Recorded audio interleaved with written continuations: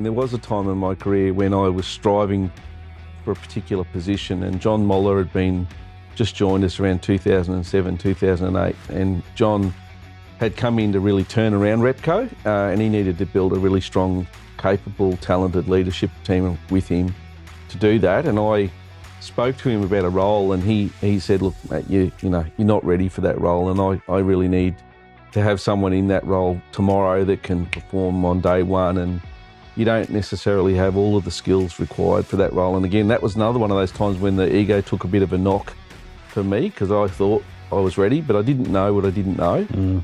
And John said to me, listen, what I want you to do, I'd really like you to go and get some academic training and support. So he suggested getting involved in a graduate diploma or an MBA. And I resisted that. I put it off for 2 years, and then finally I did it. And it was a 6-year commitment. I completed the MBA. And it was probably one of the most important things I've done. Why did you resist it? Oh, just because I thought I knew enough to do the job. I had it in my head that I didn't need to do that I didn't have time. It was going to use up more of my own personal time. I was in a busy role. I was in a general management role at the time.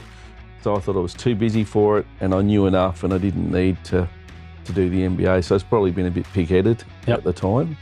It's probably a bit harsh way to describe it, but, perhaps that's grandiose, maybe a bit arrogant. Yeah. Not arrogant. I just probably felt like I knew enough to do the role, but then I didn't realise until I started to get into the MBA that I had a fair amount of practical experience, but there was a lot of other things to add to my toolkit with that academic training. And even today, I don't pull the textbooks out and go and research something, but when I've got a problem or an opportunity, I often reflect on the learning from the MBA experience and still draw on that toolkit today.